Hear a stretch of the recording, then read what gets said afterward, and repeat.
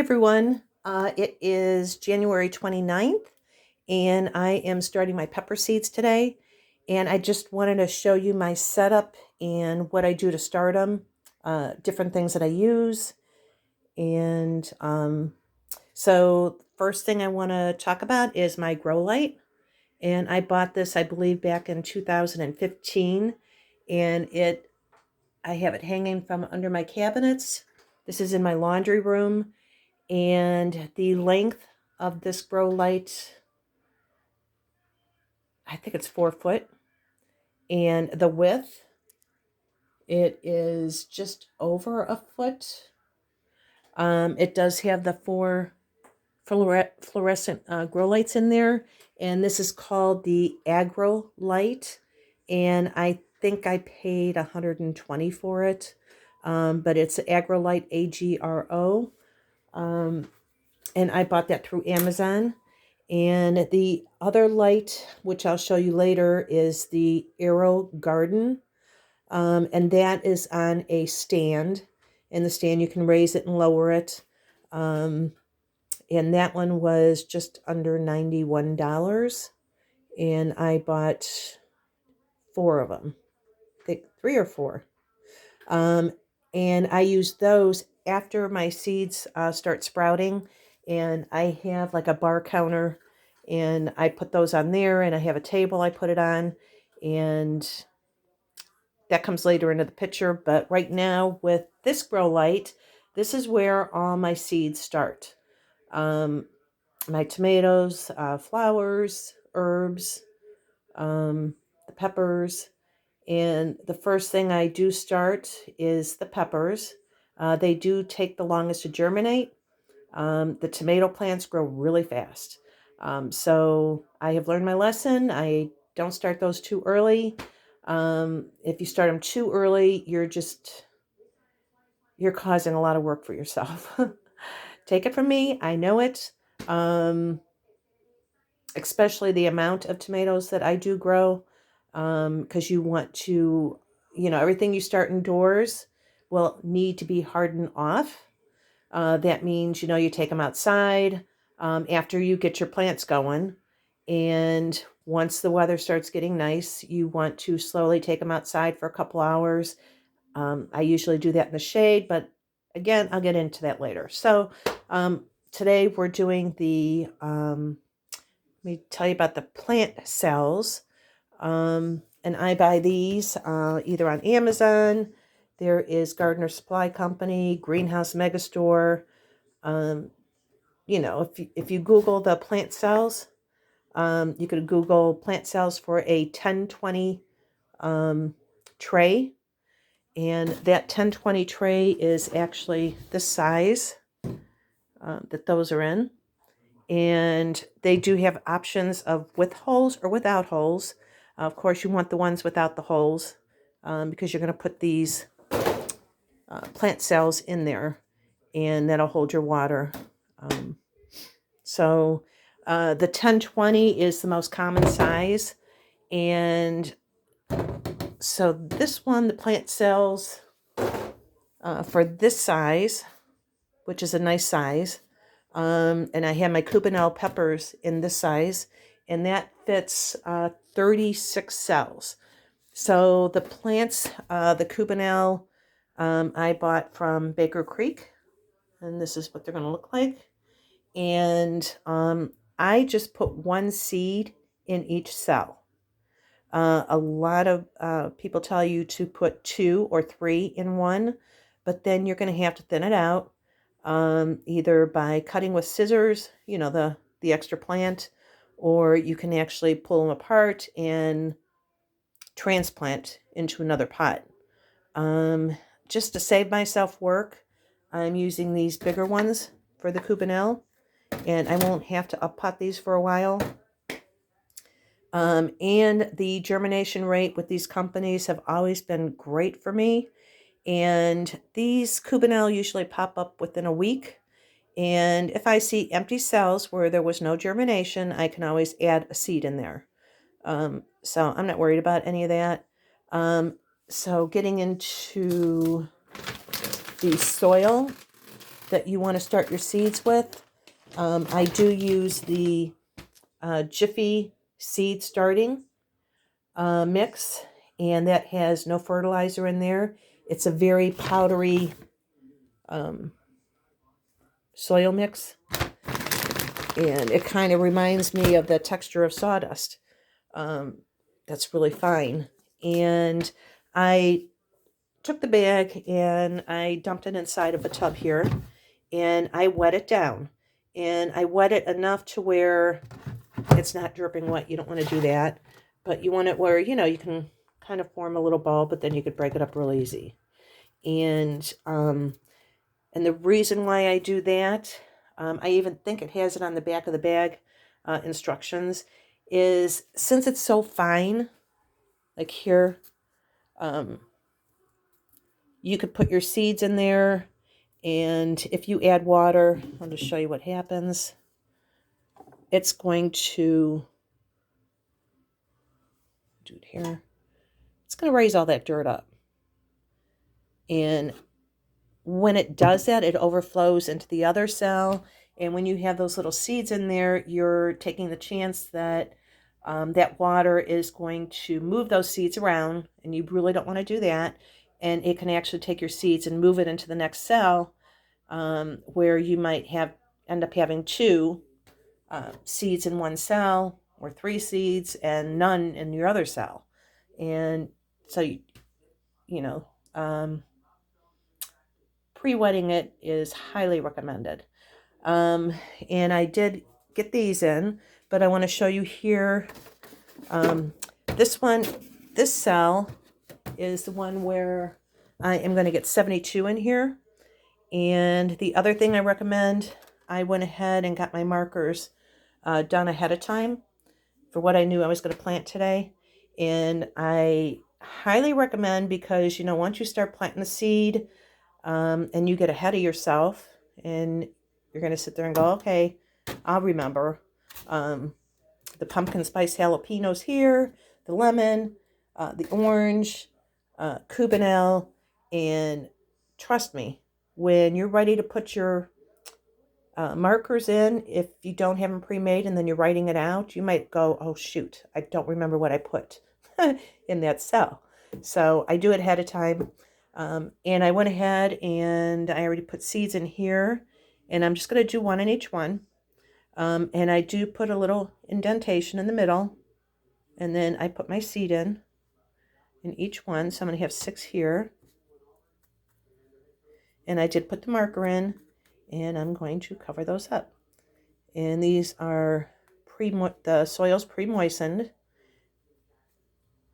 And since I did pre-moisten it, and today's the first day, I do have a spray bottle, and I'm just going to wet them on top.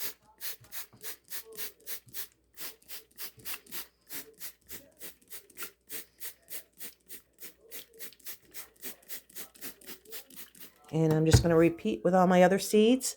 You don't want to add any fertilizer. You don't want to do that until you start getting the true leaves in your plants. The true leaf is not the first set of leaves when they germinate and come out of the soil. It's a second set of leaves. And that's when you get your true leaves. And that's when you could start adding fertilizer. And you want to use an organic. You don't want to use something like Miracle-Gro. Miracle-Gro has salt in it. And I didn't have my supplies, and liquid seaweed is what I typically use on my seedlings. And last year I didn't have it in the beginning, so I had a small bottle of Miracle-Gro liquid. And even though I used a very small amount, it was enough to kill about half of my peppers. And it does have salt in it, so your seedlings don't need a lot of fertilizer. But after they get their true leaves, you do want to, fertilize, but use something. I use a Maxi Crop liquefied seaweed, and it tells you on the back for seedlings, water with the solution of 1 ounce to 1 gallon of water each week. So, and when I do add water, once they sprout, I'll just keep using this for now. Plus the soil's pretty damp anyhow. But I will water from the bottom. So I will take the cell out and I will pour water in here, the bottom tray, and I don't know, probably like a 1/4 inch, and give it a couple hours for it to wick up. The soil will take up the water, and you'll see when it gets wet. So it takes maybe 2 or 3 hours, and then you can lift the one cell up, and if there's still a lot of water in there, just dump out the excess. You don't want it getting waterlogged. So I'll check on it tomorrow, see how it's doing, and if I need to, put water in the bottom, I will. But if you notice just the top, when there's still seedlings, I don't know, I do this. I will spray them just to dampen it. You don't want to overwater. You don't want to waterlog it. Trying to think what else. The markers you want to do. And also with the lighting. You want... I have been doing this for... Like I said, I think I bought this light in 2015. And just at the space that I have it at, I have not had a problem with legginess. Right now, I moved this up just to show you, and I just flipped over a bottom tray and put it on top of that. It's a little higher. When the seeds start germinating and they come out, they're looking for light. So if you have it too far away, they will get leggy, and you don't want that. You want strong stems, strong plants. And hot peppers do take a little while to germinate. They could take anywhere from 1 week to 3 weeks. Some people use a heating mat. I never had to. This light that I have here puts off a nice amount of heat. And this is where I start all my plants, all my seeds. And I have had them, just like this. And I haven't had any legginess. I think maybe last year, maybe the last couple of years, maybe I did move it up a little. To be honest, I don't remember. And you'll keep an eye on it. If you see that they're stretching, you do want to, boost those trays up close to the light, or you can lower the light. For me, it's just easier just to raise the tray up. And then once they get about 3 or 4 sets of leaves on there with my peppers, I have another grow light. And that is the AeroGarden. And that, I just looked on Amazon, it's $90.23. And that's on a stand, and you can raise and lower the stand. And I can usually fit 2 of these trays underneath one, long ways like this, or sideways, I could fit one.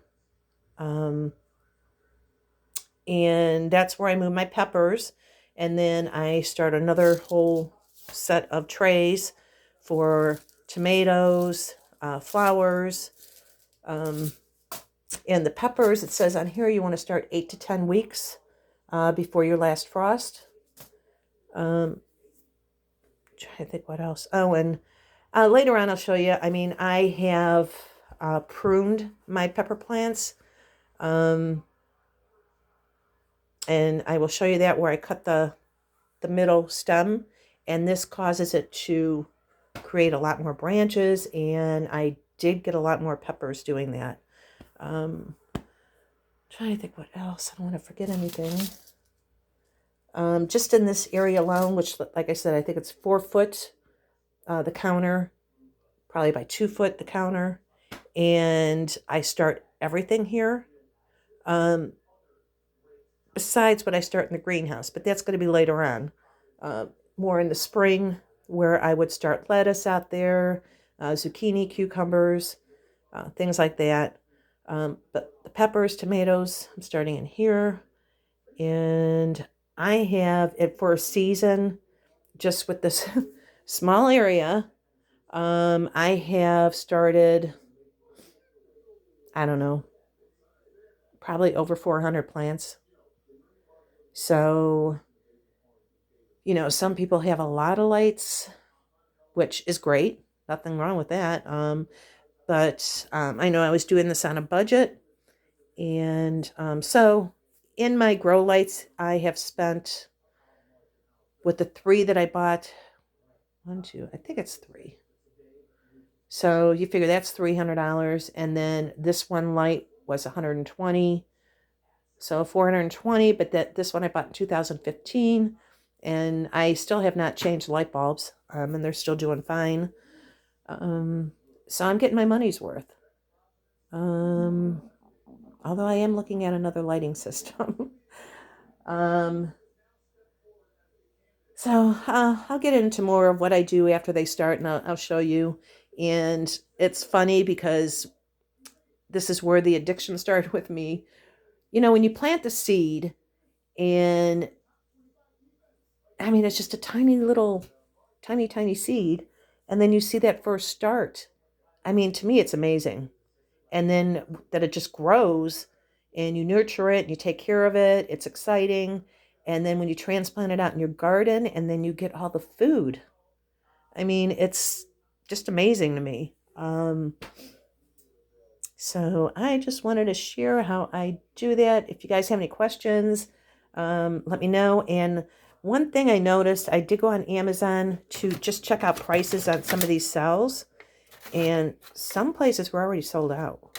And that was Amazon.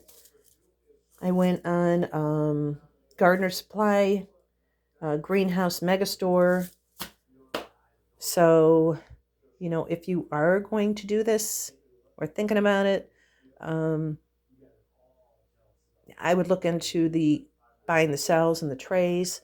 And I got 10 of those trays for $19.99. You could shop around. Some are cheaper. And also, once those seedlings get bigger, I will transplant them into this size. And that's when I add my trifecta. And this is for the peppers that I pot them into. The tomato plants are different. Like I said, it all depends on when I get them started. And tomato plants grow so fast. So even if you get a tomato plant in this size container or even in a cell, within a couple, they just grow really fast. And through the season, you can buy them in the half-gallon or 1-gallon container. And the ones in the small cell, through the growing season, in the first month, you won't even know which one started in what cell. That's how fast they grow. So anyhow, all right, well, happy planting, and I'll keep you posted. All right, bye.